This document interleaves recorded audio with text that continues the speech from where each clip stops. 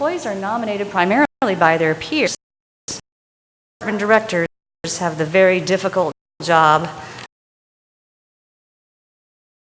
nominated, and then we'll have the announcement of the winner in each of the categories. So our first group is the non-management category, and our nominees are, next page. I can click, okay. Brenda Campbell, who works for Community Services.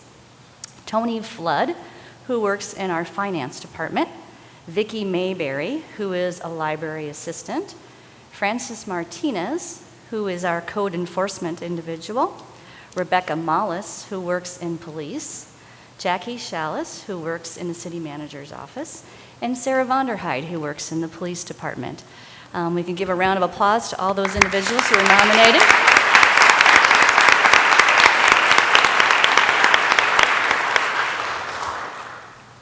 And the winner in this category is Rodolfo Lopez, our senior planner.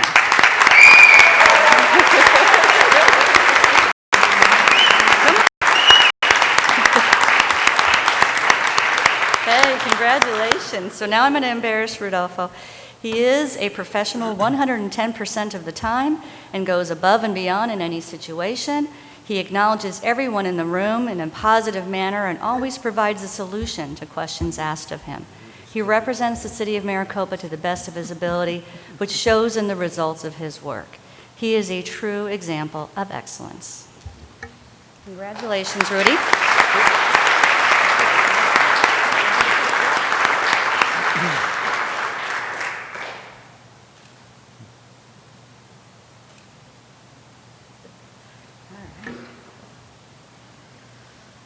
All right, our next category are the supervisors or mid-management category. And our nominees were Adriana Carpio from the city clerk, Anne-Marie Cregan, who's a senior library coordinator in the library, Lisa Hendricks, who works in police, Robert Mathias, who was just up here for development services, Matthew Ryder, who works in community services, Mike Riggs from Community Services, and Eric Server, who's a library manager. And the winner in this category is David Aviles, rec coordinator.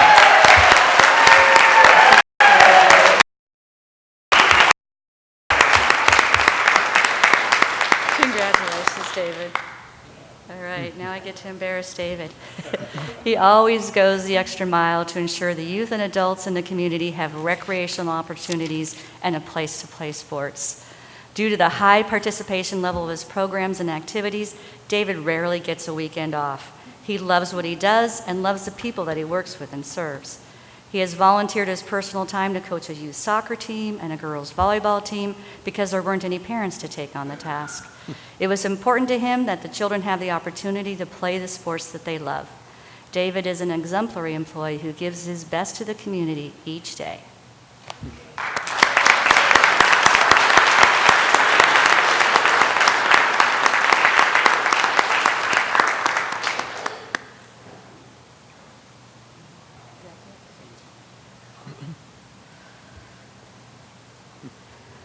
We have a new category this year, and it is the part-time category. So the mayor and council approved an additional award. Nominees for the part-time category: Kathy Irwin in guard, Maggie Miller, who's a head life duty. Rose for spearheading that.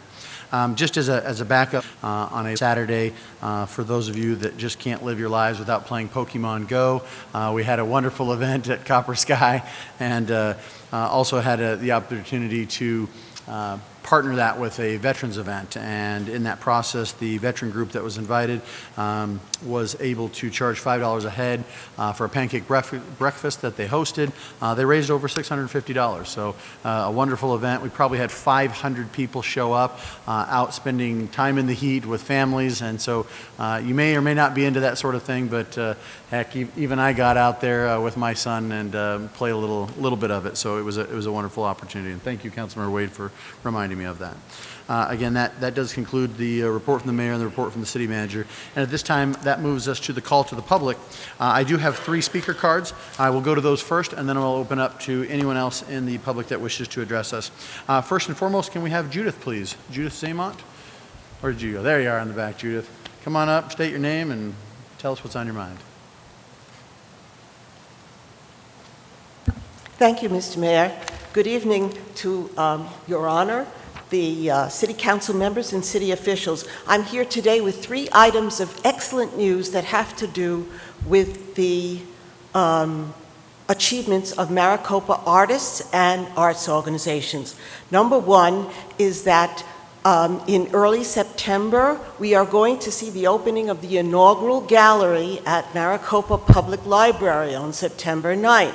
And that will follow by just a few days the opening of gallery number 3 right here at City Hall. And both of these galleries are devoted to the works of Maricopa artists, and they are being put together through a jury system created by MAC, Maricopa Arts Council, and MCE.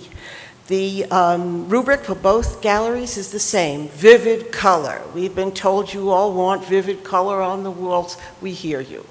Second, Maricopa Arts Council is very happy to announce the beginning of its 3-season All Arts Expo next week on August 25th. Slam 101 at Honeycut Coffee ushers in the poetry thread, which proceeds through the first 6 months of the expo, in an evening that's going to awaken Maricopa to the glories and the keen edge of performance poetry. The event will be led by Max Slam Master for all of our poetry events, the Clute, which is the nom de poésie of poet Bernard Schober. He's a 10 times veteran of national slams and very well known nationally and especially here in the Southwest. He lives in Arizona. And last is an item of breaking news. This is especially meaningful to me as a composer. It has nothing to do with music. It's in the visual arts as well. Earlier this summer, Sky Harbor and Maricopa to display Maricopa. Thank you. Thank you, Judith. Good evening, Mayor. To come because next month about film. Dennis, Mr. Mayor, I can take this one. This is the First Amendment to the Development Agreement concerning the Sorrento project. This is a development agreement that was approved in 2009, and it just dealt with certain entitlements that this portion of Sorrento had, along with the city cooperating with its flood control issue. Some issues developed with the county that went to litigation that Sorrento was involved in. The city has not been involved in that litigation. When we were going forward with the North Santa Cruz Wash, the Sorrento piece of property has always been outside of it. But as part of our discussions that led to this amendment, Sorrento's agreed to become part of the North Santa Cruz Wash, which means they will be treated like other landowners that have agreed to donate their property for free to become the North Santa Cruz Wash channel. We don't have to go through any type of condemnation process, but it also gives the Sorrento piece an opportunity to go forward. If they decide to go forward before the entire channel is built, they still have their option of going forward on their own.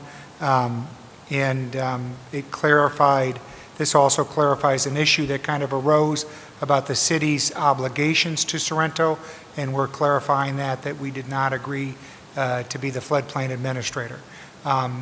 If council passes this resolution and this development agreement, it essentially fits that piece of the puzzle into the North Santa Cruz Wash for us. The last piece for us would be the University of Arizona piece, which is on the upper north side. This is kind of on the south side of the channel, but it allows us to know that we have this piece is part of the North Santa Cruz Wash now. I'm going to do something slightly unusual here. Council, with your permission, I actually wanted to call Mr. Babb back up, if you wouldn't mind, and give us, 1 or 2 minutes. Based on that explanation, does that help solve or answer your questions that you were opposed to this. And I'm just curious, I don't think we got why you were opposed to that in your call to the public. Absolutely. I just wanted to give you 2 minutes to tell you why, so that if there are additional questions that we need to ask of council, that we can do so now. Granted, so I appreciate it, and thank you, Mayor. So while it looks good on paper, and it's giving us the pieces we need to complete a WASH project, I don't believe that is the right course of action, as it is not this local control with the city. It's leaving it up to the developer, Pinal County, and the floodplain issue is such a big issue for the city. I see it as the city needs to step in and start really directing that, working with the flood control districts, bringing everyone together under one umbrella and one movement forward. It's a large undertaking. But in order to get development further out in the city, I believe that's what needs to happen. So putting off this agreement, it will put it for, I believe it's 7 years down the road, where we could come across this again, and then we ask ourselves, do we step in and start administrating it then, or do we do it now? That's my point of view. Yes, it's going to help move along that WASH project, but here's an opportunity to be that leader and take the initiative now. Does that help? Yes, thank you very much. Yep. I appreciate that. Well, Council, and Mr. Mayor, I would- members of council, if you would mind I appreciate that, and I understand his position. And I think at this point, I'm sure, looking back at the Sorrento people, they'd say, yeah, absolutely. If you guys are ready to take be the floodplain administrator, we've asked you to do that for the last 5 years. Unfortunately, at this time, the city of Maricopa does not have that expertise. Pinal County serves that role. We work closely with the county. I think, Mr. Bears, I think Sorrento would love your position. I just don't think the city's in a position, as we sit today, to serve as floodplain administrator. And that's what we're clarifying in this agreement, that in our prior agreement, we didn't agree to do that. That doesn't mean in the future, if the city feels it's capable of serving as floodplain administrator, we couldn't reach out and do that on this project.